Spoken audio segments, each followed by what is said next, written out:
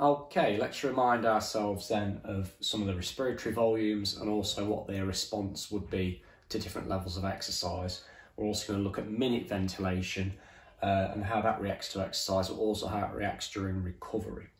So as a quick reminder then, we've got 3 respiratory volumes that we need to know. We need to know breathing rate, that's abbreviated as a lowercase f, sometimes referred to as frequency. We've got tidal volume, abbreviated to TV, capital T, capital V, and we've got minute ventilation, abbreviated to capital V, capital E. Okay, so starting off with breathing rate, fairly straightforward concept. That is the amount of times that you breathe in or out per minute. On average at rest, that's between 12 and 15 breaths per minute. Don't ever refer to it though as BPM, breaths per minute. That's not right. That's obviously the value used for heart rate. You must always refer to it as the lowercase f, okay, as frequency. So 12 to 15 breaths per minute. Tidal volume is the amount of air that you breathe in or out per breath, okay? That's not the amount of oxygen coming in. Again, that's a common mistake people make. Don't ever refer to it as oxygen or refer to it as air or atmospheric air. It's the amount of air you're breathing in from the atmosphere per breath. Obviously, once you've breathed it in, you've got to breathe it back out. The average resting value for that is 500 millilitres, okay, 500 millilitres. Finally, we've got minute ventilation. And minute ventilation is the amount of air that you breathe in or out per minute, okay? So looking at basically times in your breathing rate with your tidal volume, so 12 or 15 times 500 will give you your minute ventilation, the amount of air you're breathing in or out per minute, and that is normally somewhere between 6 and 7.5 litres per minute. So 6 and 7.5 litres per minute. It'd be 6 litres per minute if you're basing that on a breathing rate of 12 breaths per minute.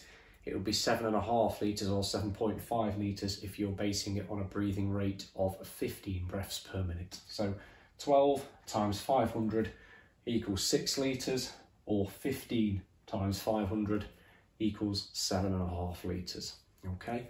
Right, what we'll do next then is we'll take a look at what happens to each of these things during exercise. Okay, so first looking at our breathing rate's response to exercise, very, very straightforward. This is basically your breathing rate, the amount of breaths you are taking per minute will increase in line with exercise intensity. So we can see on the scale on there, that's the amount of breaths being taken per minute, the frequency, and along this axis, we've got the exercise intensity. Basically, as exercise intensity increases, your breathing rate will increase in order to match it. If you're doing lower intensity exercise, then what will happen is your breathing rate will plateau, meaning it will just remain nice and constant. Obviously, we've got a starting point here of it being between 12 and 15 breaths per minute. That's resting level. If we take sort of an exercise level that's about half of maximum intensity, we can see that will kind of top out at about 25, 30 breaths per minute, something like that. Whereas at maximum intensity, we're topping out at more like 50, maybe 60 breaths per minute. The absolute maximum that most people will be able to breathe at, the maximum breathing rate, is between 50 and 60 breaths per minute.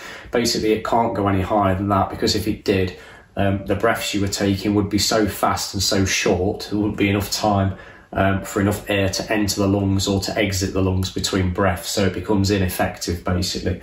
So it will increase in line with exercise intensity, but it maxes out at between 50 and 60 breaths per minute. Okay then, moving on to tidal volume and its response to exercise. Again, it's fairly straightforward in that to begin with, tidal volume will increase in line with exercise intensity. So we have our resting tidal volume shown here on the graph, which is around 500 millilitres per breath. But as exercise intensity increases, you can see that tidal volume rises rapidly at first and then more slowly until we reach a maximum tidal volume of around 3 litres. So 3 litres per breath of air either being breathed in or breathed out. What's interesting about tidal volume though is that it plateaus during submaximal exercise, because basically as exercise intensity increases, your breathing rate increases so much that tidal volume can't really be any higher, because there isn't enough time for more than 3 litres to enter the lungs or leave the lungs per breath. So yeah, basically it will top out at around 3 litres per breath. It can't go any higher than that, because you are taking another breath before more air can either enter the lungs or leave the lungs.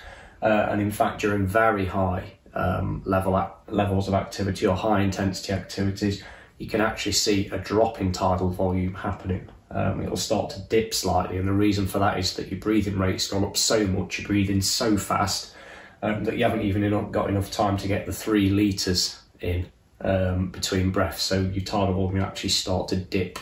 And if you look at elite marathon runners, when they sort of start to reach exhaustion during marathons, you'll see that they take very short, quick, shallow breaths, and that's an example of the breathing rate having gone up, but the tidal rate having dropped down, and that can be quite detrimental to the performance as well. But yeah, basically it will increase in line with exercise intensity, but it won't really go any higher than 3 litres per minute, and that will happen during sub-maximal exercise. Okay, during maximal exercise it's not going to go any higher. Okay then, so finally looking at minute ventilation. This time we'll look at minute ventilation for different exercise intensities. We're also going to consider the implications for recovery and what happens to minute ventilation during recovery as well. Okay. Now, minute ventilation is a product of tidal volume and breathing rate combined. So when you times those two together, that gives you your minute ventilation, and as a result, it's going to behave in a similar kind of way, in that on the most part, it's going to respond in line with exercise intensity. Okay, so if we start by looking at light exercise, so we're talking here about aerobic exercise mainly, that's shown on the graph in green. We can see there's a short gap there before exercise actually has begun, but the minute ventilation actually starts to increase before anything's actually happened. And the reason for that is that once you know exercise is about to take place, your body will release adrenaline, and adrenaline does several things. But one of the things it's going to do is it's going to increase your breathing rate. So therefore, with your breathing rate going up, your minute ventilation is going to go up. And it also does things like increase your heart rate as well. That's known as an anticipatory rise. Okay, so basically adrenaline gets released, heart rate goes up, breathing rate goes up, and it kind of gets you ready and prepares you for exercise. Then you've got your start point where exercise actually begins, and you can see you've got a rapid rise in minute ventilation. And the reason for that is it's kind of rising quickly to try and meet the demands of the activity. And in the case of light aerobic exercise, your minute ventilation can meet the demands of the activity. That means you can take in enough atmospheric air, extract enough oxygen from it to feed those muscles, and you can extract your waste products and get them out of your body quickly enough when you expire the air out of your lungs, and everything's absolutely fine. It's nice and balanced. So basically what will happen there is your minute ventilation will plateau.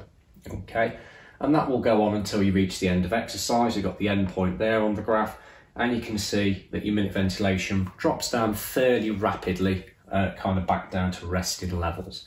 We're not going to look at moderate exercise, but it obviously falls somewhere in between the two. We'll now look at heavy exercise, so we're going to talk about this in terms of it perhaps being something that's anaerobic. And again, it looks fairly similar at the beginning. You've got your anticipatory rise before exercise actually begins, so you can see that it's just gone up a little bit before the exercise starts.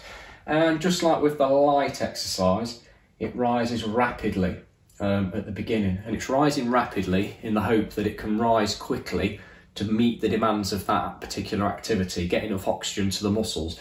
Unfortunately, because it's heavy exercise, that never actually happens. And what begins to happen is, although it rises rapidly at the beginning, it then just slowly continues to rise, and that will occur all the way through that activity. The minute ventilation will slowly go up and up and up. Now, one of the reasons it has to slow down once you get to a certain point is that your tidal volume that we mentioned earlier will max out at about 3 litres per breath. So once your tidal volume reaches its maximum it can possibly be, it plateaus basically, your tidal volume does. The only way that you can then continue to increase your minute ventilation is for your breathing rate to keep rising. So breathing rate will be rising, although tidal volume will remain the same. And that will mean that your minute ventilation will slowly continue to creep up during heavy exercise. And basically, if you're going to continue like that for a prolonged period of time, there's going to come a point where basically you can't meet the oxygen demands of the activity, and you're going to have to either slow down or stop. We can see then in this particular example, when exercise ends, just like with light exercise, there's a rapid decrease, but rather than it getting back down to resting levels fairly quickly, it's a much more protracted recovery after heavy exercise, and it's going to take a long time. So you get this quick drop followed by a much slower drop, and a gradual return down to resting levels. And there's many reasons for that, and you'll look at that when you look at recovery and something called EPOC later on in the course. But to cut a long story short, because you've been working anaerobically, there's lots more things that need to be addressed during recovery, and they all have an oxygen cost attached to them. And basically this longer recovery is a result of you having to take in extra oxygen at the end of the activity to put all those things right. Okay, so yeah, light exercise, we've got the anticipatory rise, rapid increase, a plateau, and then at the end, rapid decrease to resting levels. With heavy exercise, anaerobic exercise, we've got the anticipatory rise, we've got a rapid increase, then we reach maximum tidal volume, and we're followed up by a slower increase, and that slower increase continues all the way through the exercise because you are never ever able to meet the oxygen demands of it.